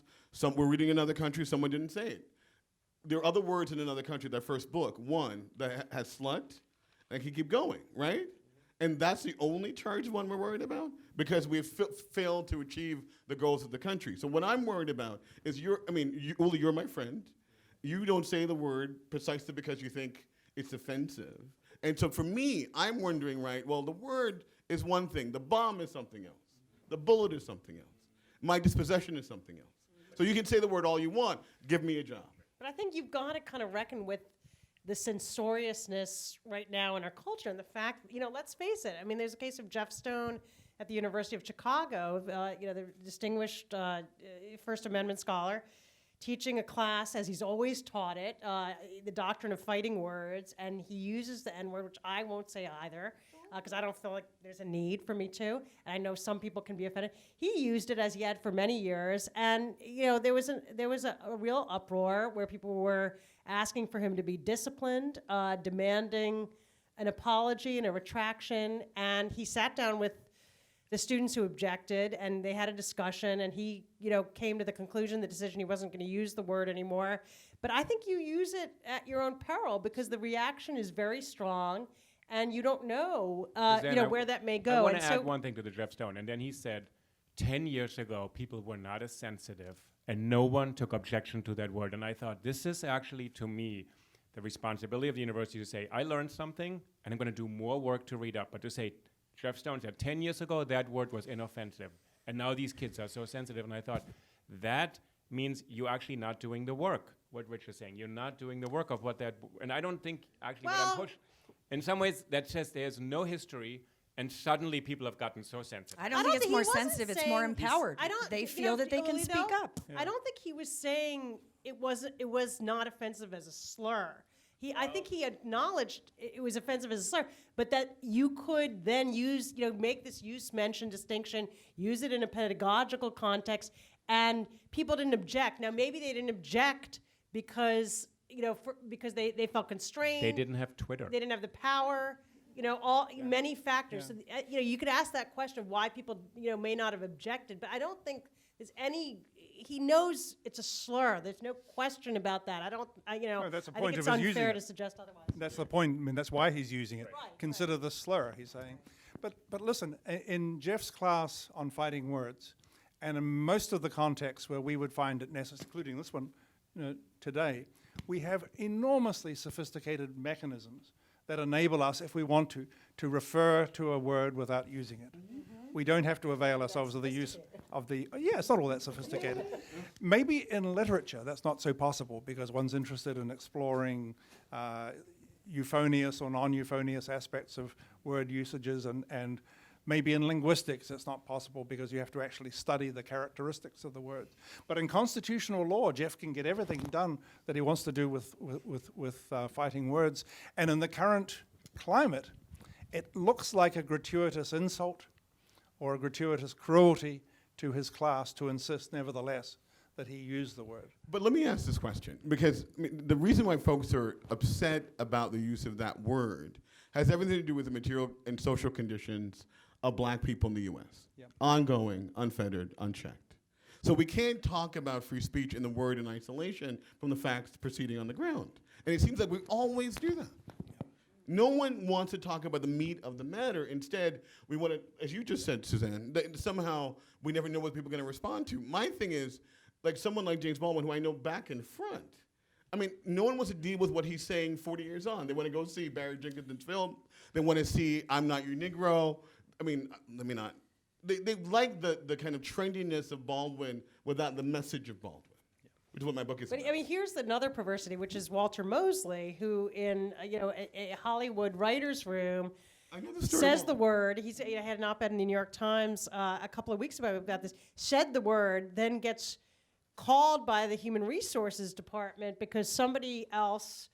He was the only black person in that writer's room, He's black but somebody and Jewish else. in America, he's black. Yeah. Somebody else reported it to the Human Resources Department, and he got sort of hauled up for using this offensive word. And then he quit. And he quit. And so the irony of that, of somebody, I mean, as he put it, he said, "I'm the only N-word in your writer's room," and so it's become very convoluted. And Who are the why snowflakes here? What I'm asking. Who are the snowflakes really? right? Although the real concern is liability. Let's face it. That's what I mean. There's Snowflakes because of the bottom line. The real word is liability. Lee wanted to bring this up as well. And we live in a different world because of online, and actually a lot of these cases are amplified immediately because of social media. And I think that's actually an important part. And I actually, I listen to a lot of students, and I try to think, how can they speak? And students are inherently very massively disempowered in the university. It's a very hierarchical structure because we grade them, et cetera. So in some ways, something else happens, that speech takes place outside of the university, around the university, and people face consequences. And I think this is another layer in all of this.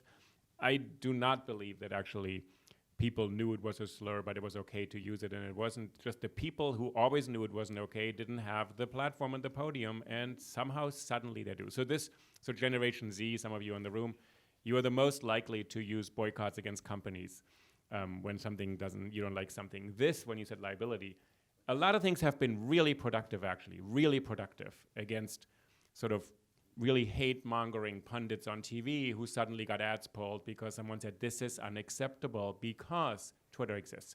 I think that's progress.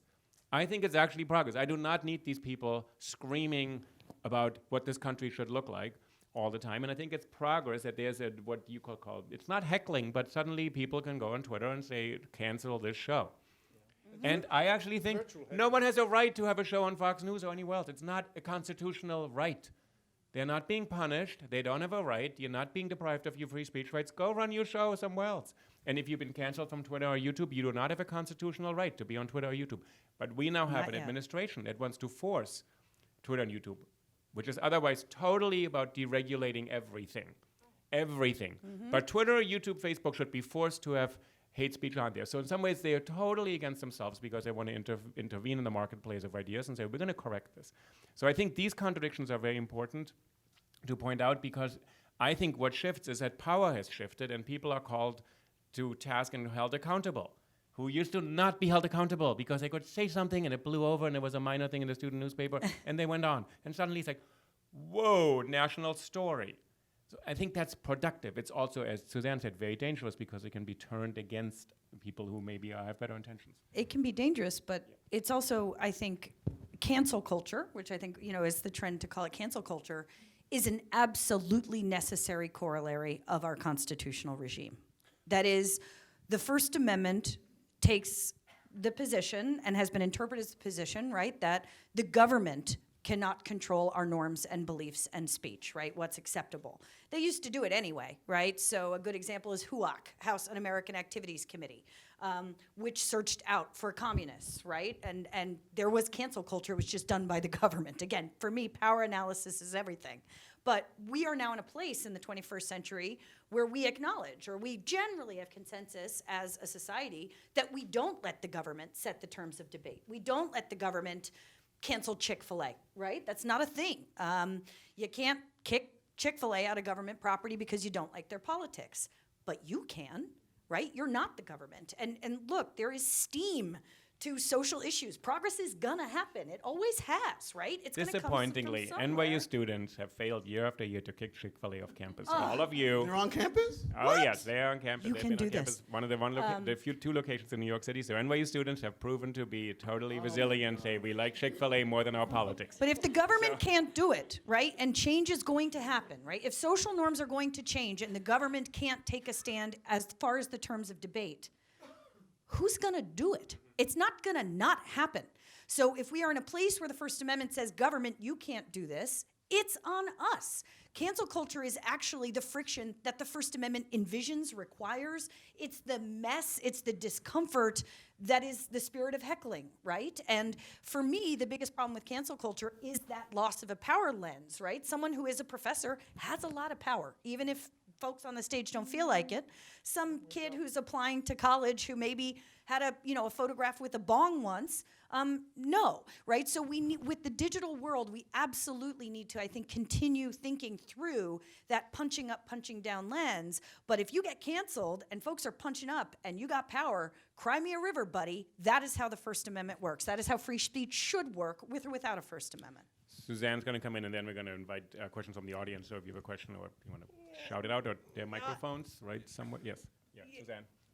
I guess my attitude is more cautious than that. I think, of course, there are situations and people who do things that are so over the line that, why would anyone, want to watch their show or engage with them or listen to them? And that's fine. But then, there are other people who make one, mistake or one, choice of words that, is unfortunate and regrettable. I mean, I think of the woman, the administrator at Claremont McKenna College, who, was writing to a student and said, we really try to help people fit in here who aren't, don't fit the mold. And, that offended the student who received the email. By all accounts, this was a respected administrator. It wasn't, she didn't have a pattern of doing that. She wasn't racist, she wasn't sexist. And, but the drumbeat built up and she was pushed out of her job. And I think, so I think there can be a chilling, censorious, and kind of frightening character. It's mob-driven, it gets out of control. Intent and context are lost in the shuffle. People pile on, whether they know the underlying facts or not. So I don't think we should glorify cancel culture. Yes, of course, the public has a vote, and we should exercise, with our wallets and our feet, make our opinions known. But I think we need to be careful about where that crosses the line into a culture of censoriousness and chilling of speech. And I generally agree with you. That's why it's, that sucks that she got fired and Sean Spicer's on Dancing with the Stars. So I'm just saying it's a necessary corollary to our constitutional regime. It's our job to do it and to practice it and to teach it through a power analysis so Sean Spicer is canceled and the administrator is not. We want to invite people in for questions. Also, if you want to bring up a case that you may have heard about or think about, so feel free. There's a mic there. If you don't have anything to say, I think these people have more to say.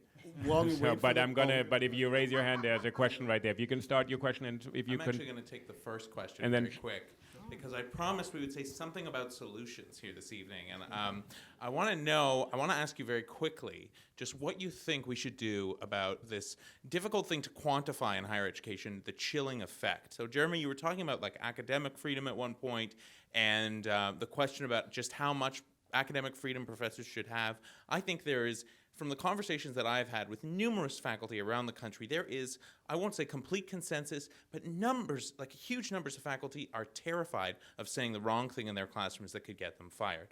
Tenured, particularly untenured faculty, adjunct faculty, in a way that is, I do think completely different from 10, 20 years ago. When I went to college, I grew up in Canada, but there's no question that the best class I took was about the history of African Americans in the United States. It was a provocative class. I had never been exposed to some of the things, Rich, that you're talking about tonight and the way that James Baldwin would perhaps be censored today.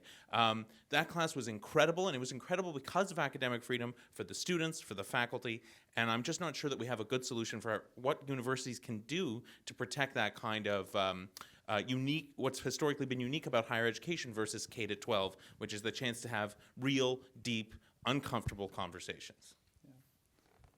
I mean, just very briefly, maybe I lead a sheltered life, but I have 100 or so colleagues at the NYU Law School. I've never heard the slightest hesitation or fear about these issues among them. People are a little bit afraid about their dealings with Me Too type issues and sexual misconduct. I think it varies from discipline to discipline. But if we want a solution, the solution has to be twofold. Don't confuse academic freedom with First Amendment freedom. It's a different idea altogether. And talk incessantly, talk often in symposiums among faculty and with administrators about the areas where navigating controversies is the essence of good teaching, from the areas where we simply introduce controversies because we want to have a lively conversation. Those are the distinctions that we need to draw. But it's not an issue of First Amendment freedom. Can we get the next question? And yes, Oh, I'm happy to hear what other people want to say to that question. but we do want to hear you. Okay, sure. Hi, I had the privilege of working with Jonathan for a very long time and have done a lot of work the last year on campus speech, but I only graduated just last year from Brown University, where a lot of these issues proliferated, and I left actually frankly with a lot of doubts in how I thought, and I left feeling to a certain extent that I hadn't the time to articulate to the people with whom I disagreed why I disagreed with them, in part because I never really heard what their thoughts were. Now, I should preface this by saying I'm a leftist in many ways, and that a lot of my views are what I think are incredibly progressive, and I don't say that to pat myself on the back, but rather because any of my friends who disagree with me would call me out on that. And one of the things that I'm laughing when I'm sorry, I'll get to the point, but when I was sitting there and I was disagreeing with what you guys were saying, and I kind of laughed. I was like, should I heckle? And I decided not to. And I know, disappointment. But I felt that. Boo. I know. Thank you. Now we've heckled you to make up for it. But I thought that there was, to some degree, an assumption that truth, that we have a kind of hold on truth. And I think I left college feeling a much greater appreciation for subjectivities and for people whose subjectivities were so far away from me that I will unfortunately quote, a sanitized liberalism to walk kind of in the middle ground first and to ask myself, where did those ideas come from? What are they? Kind of what are they doing? How are they thinking about this? That couldn't have happened if I had stayed in my bubble. And so that's somehow how I think of campus culture, and I think, is there a way, does that make sense? Does that sound slightly different than what happened on the panel? And maybe, how do we step away from maybe really intense moral conversations and walk towards people with who we disagree, even those with whom we hate, the things that ignite in us really strong disagreements, so that we can better understand how we think of things and maybe change our minds in the process? Forgive me for mentioning his name so often, but Mr. Baldwin, sorry, had an essay called As Much Truth as One Can Bear. And in that, he asked artists to tell as much truth as one can bear, and then a little more.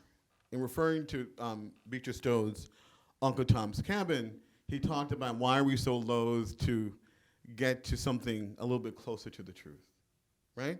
And he's talking about America's racial career. So we're not talking in the abstract here about hate speech. They're coming for us. As Audre Lorde said, they want to wipe us out. There's a race war coming and a brewing, I think. And I'm not being hyperbolic here. So we can spend all the time we want here, mealy-mouthed as we want. But what I'm suggesting is that there's no abstract, absolute truth. but we have to be honest about the terrain we're navigating, right? That, there's some people, subjectivities, who are valued and some people who are not. There's some folks who get to speak and some folks who don't. And so is that free speech? Is that the First Amendment? Is that on campus? But in my classroom, just to get to the crux of it, and my students here can confirm this or deny it, we are available to all where the texts lead us, right? And we check in with each other, we do all that kind of work. But I'm not sure that going up to a Proud Boy is my labor in this current moment. Can I give a counterexample of that? Sure, What sure. about a grandmother who was spent a lot of time in a Zionist movement, and with whom every time you breach the subject of Israel, tears up because she feels lost that her granddaughter doesn't understand Can I Israel? invoke a Palestinian mother whose house was demolished in that conversation? Whose house was, sorry? Demolished by the IDF. Can I invoke that in absolutely. talking to her? But what I'm Yeah. asking is that in terms of the life or death consequences, that, in some ways, what can we hope to achieve? I'm asking a really serious question between hateful, violent, murderous people who would say, oh, I'm so sorry, Rich died, if something happened to the air titans around us in the next year or two, that Rich isn't put in that wagon to Beslan. Like, some folks would say, I'm so sorry, Rich was full of potential, but I'm so sorry that happened to him. That might actually happen, because it's happened before. And what I'm asking is that we need to confront the history before us before we have facile conversations about progressive folks and hateful people having conversations. We have a history here that we have to confront, Which I want that we to- keep not confronting at Sorry. all. I want Suzanne to also respond to this, because you facilitated so many conversations on campus, and your question is also when you want to be respectful of someone's feelings for very different reasons. Yeah. Because they belong to very different groups, so it's maybe, in some ways, and then to actually create another situation is maybe one response. But Suzanne, how do you open up or keep I this mean, I space think- open? I mean, I guess the way I think of it is, I think there's some truths, like there's some real facts, like what the temperature was today, night and day, and we shouldn't lose sight of that. But that, there are also incredible shades of gray, and that, I'm a little bit fearful of kind of reifying a single truth, because once we reify one truth, somebody else has got an alternative truth. Donald Trump has his truth, and his truth scares me.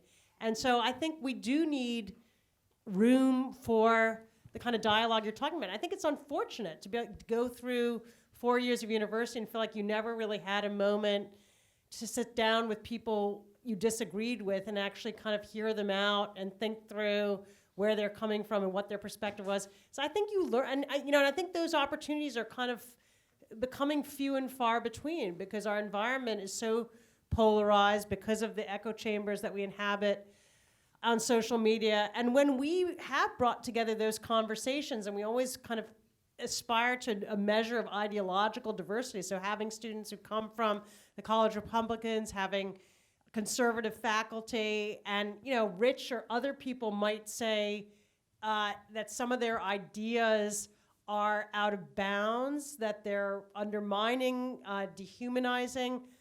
And that may be true, but I have also heard some enlightening, kind of eye-opening things coming out of those conversations. Like, a conservative faculty member in one of these convenings talking about, kind of taking everybody, I think, by surprise by saying, that his children were African American. And so, when a certain hateful incident happened on campus, that hit him really hard.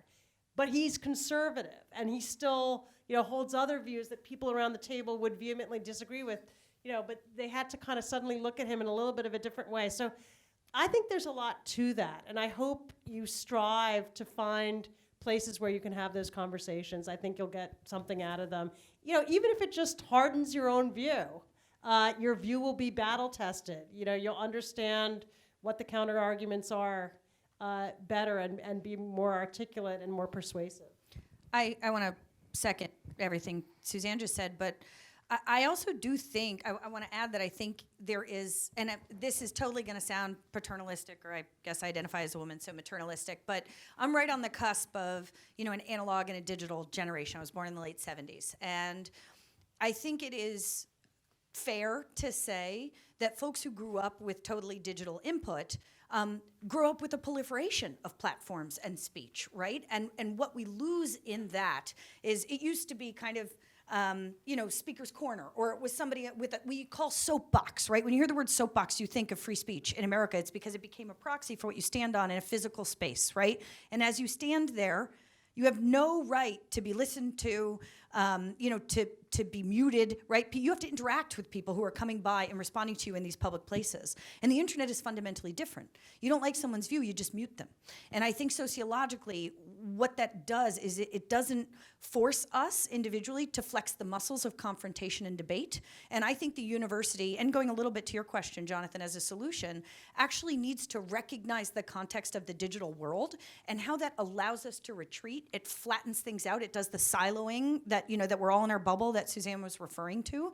And so I think recapturing a real commitment to interactive conversations in person where you can't hide, where you can't retreat to your tiny bubble room, and maybe counterintuitively, and this is going to sound weird, I think there's an utter failure to get challenging speakers from the left, because the right has seen the points of debate as an opportunity to expand to the very extreme right wing, right? So you get your Charles Murrays or your Milos, people that I don't think in general are frankly even worthy of this level of academic conversation in 2019. But there's an effort to get them on campus, right? Whereas administrators, either because of liability or because of the bureaucratic culture, they retreat into this milquetoast centralist neoliberalism, and instead of inviting commies, instead of inviting an Angela Davis, a prison abolitionist, right?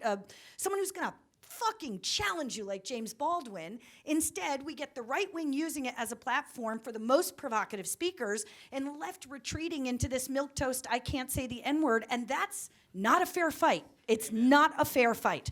So I think we need to have universities take the lead and say, this is a place where we value diversity of opinions, and that actually expands the entire spectrum, and it's gonna help you in life, whether you're on Twitter and you can mute it or not, to confront those ideas and have the certitude that yours are battle tested and they work in a room with people who disagree with you. Thank you. We're going to move to the next questions. If you can formulate it as a question, if you can try. So my question is kind of targeted to Ms. Suzanne, but it can be for everybody. What do you think the benefit is of hesitancy and fear in saying no to people who can incite violence with their words? Do you think like that is a contribute to complacency? In a culture that we're saying we're resistant, but we're not actually resisting. So I was curious about that, and just kind of the idea that 53% of white women voted for Trump, which is a contribution to that cycle of not really saying anything, being afraid to like really speak up and say, no, this is not contributing to a positive discourse, because I could ask the New School for a grant to go have a research and talk to Trump supporters in rural America. And we don't need to have Milo. So there are other ways to speak to the other side that doesn't give the other side more of a platform. No, I don't think there's anything wrong with saying no to Milo. And I would never invite him. I would never encourage anyone to invite him. I think it's a big mistake. He's not, an important thinker. I don't think he's influential in our society, and you need to engage with his ideas. So I'm not right. So I do not argue that anybody has to listen to or give a platform, grant a platform to such individuals or to purveyors of hateful ideas.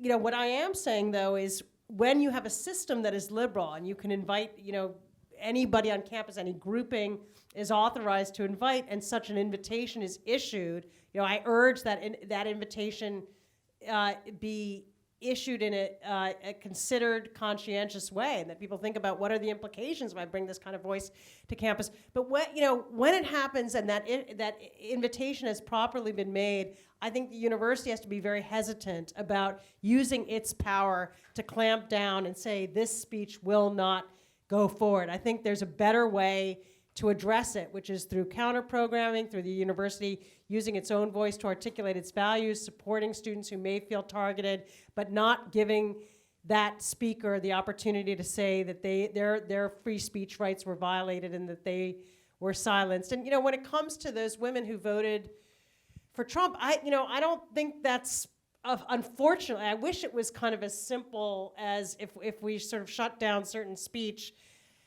they would change their attitudes. I think it goes much deeper than that, and I think there's a real kind of perverse identification with some of the things that he stands for, and I think that's why what the previous speaker was saying was important, and even that we've got to at some level come to grips with what motivated those voters, what their insecurities are, if only with the aim of changing their vote. But let me ask a question. Wait, sorry, Rich, I'm sorry.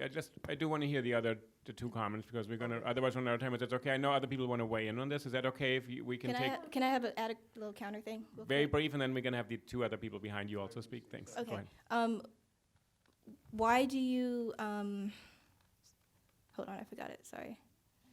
That's fine. We'll take the other two questions, but stay right there and we'll take it back when you come. Yeah, thank you. Sorry, I wrote up my phone.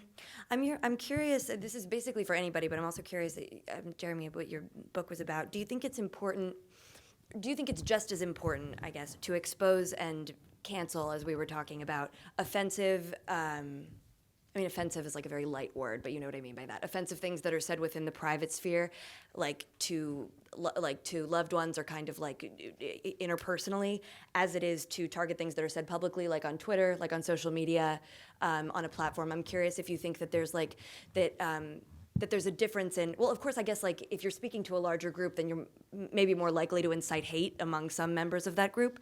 But I'm wondering if you think that it's important to target essentially everything that's said versus things that are said publicly on social media, et cetera. Or this is for anybody, but yeah. No, it's a good question. Most of the legislation that I'm familiar with says there's a safe haven, that if you were speaking in a room where you had no expectation that members of the public would have access, then your speech is privileged.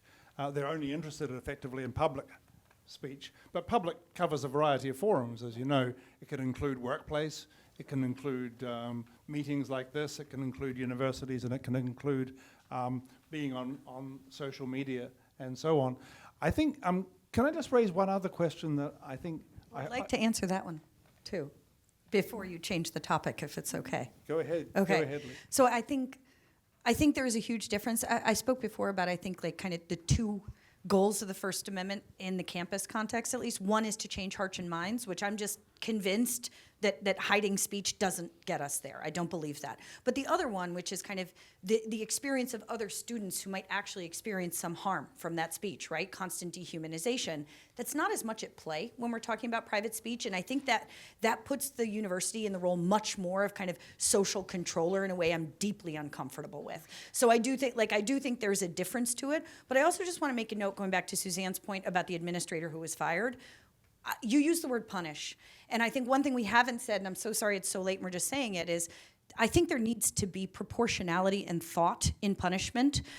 When we say the word punish, I don't think that the answer to racism is to not educate racists. That on its face does not make a lot of sense, right? So somebody says something hateful on campus, you kick them out. What good have we done for society, right? There's no truth, there's no reconciliation, there's nothing. This is the other law class, not constitutional law, but criminal or something like that. Right, so we're going to shelve that for the so moment. I think that's about really punishment. important to keep in mind. Jeremy wanted to you add may one punish, point, but and then we're going to be have the thoughtful. next question. Right. Sorry, Lee. No, Sorry, I of don't mean to course. interrupt. No, I know. No, I just wanted to mention one context, which is super public, which is social media, which goes worldwide. Yeah, and now we're talking about the way that Dylan Roof speaks to Anders Breivik, and the way Brendan Tarrant listens to that conversation. And for people who deal with those situations where race hatred has led to appalling violence, for them listening to the ACLU line or the Penn line on prohibiting hate speech sounds to them, forgive me, like listening to an American talk about the Second Amendment.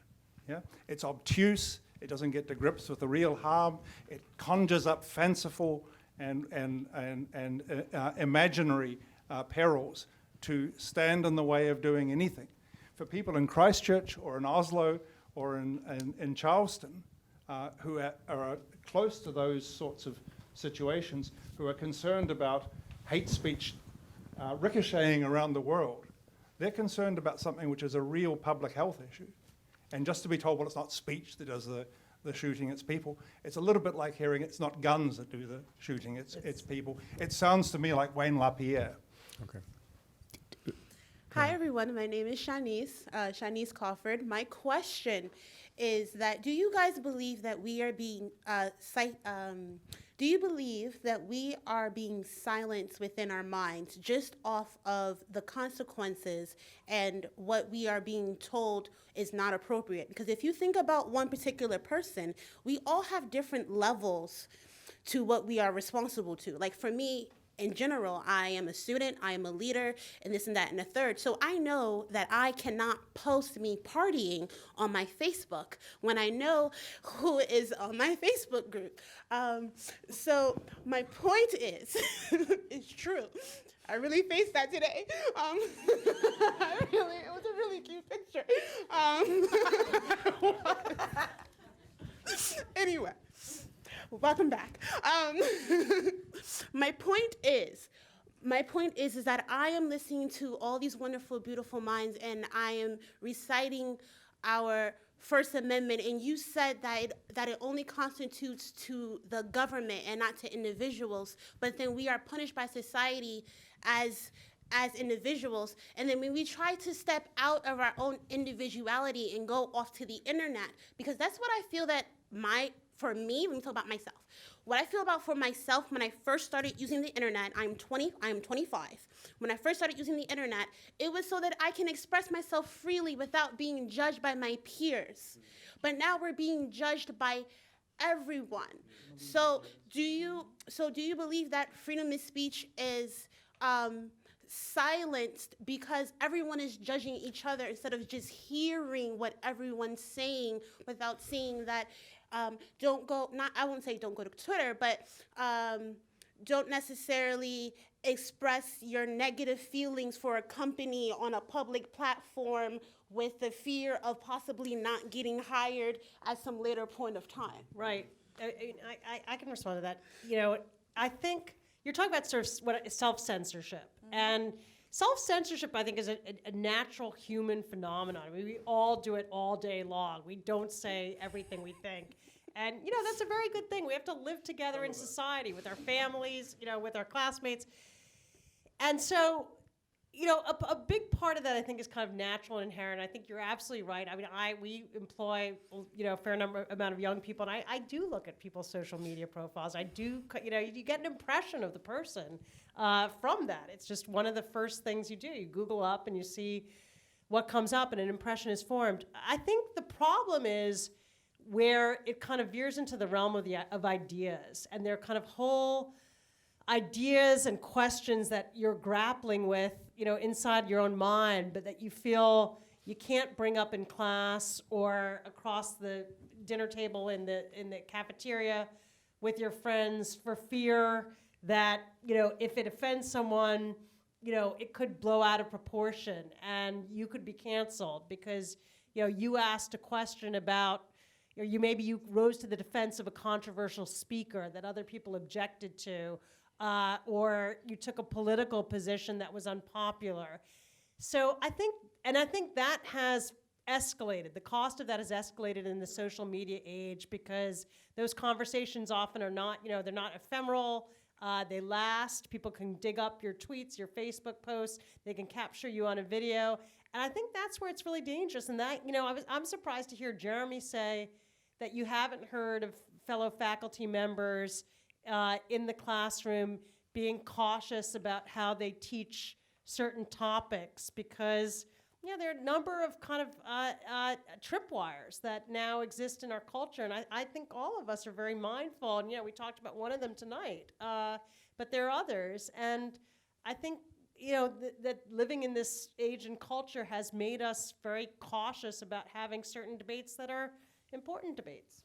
I have a counter argument because I know everyone wants to go home. I have a counter argument, which is as a leader of what you guys are, how do you take away the fear of speaking while still being protected? Because because the fear of the consequence is what keeps society in check. That's why it's there. But the fear is in our mind. So it's kind of like, how do you allow people to fully express themselves without being scared of the consequences, and but still consider the fact of the consequences? I think it's a really great question. I think part of what we all try to do in this panel, we have enormous access and the privilege of being here and speaking in these spaces, and I think this is not a right, but it comes with huge responsibility. And I think actually being in these spaces means we ought to speak out more and be very careful to actually continually speak out and not step out because it's very easy and safe to do, and to actually step into a space where we're not that comfortable. And I think and I think this whole talk about rights is really strange to me when there are no responsibilities. Rights come with responsibilities. But I think what you're saying, people in these positions, you're a leader, so I think you actually have to take risks. And being a leader, then there are risks involved. So in some ways, safety is not something that comes with leadership. But I think that's actually where we are. This is why we're doing this, to actually demonstrate that. And we don't all agree on this panel. We all look pretty liberal, but we don't all agree, right? So I'm going to move on because Jonathan wants to kind of conclude this, and I do want to thank you for sticking with us. And I know Jonathan's going to kind of sum this up. Thank you.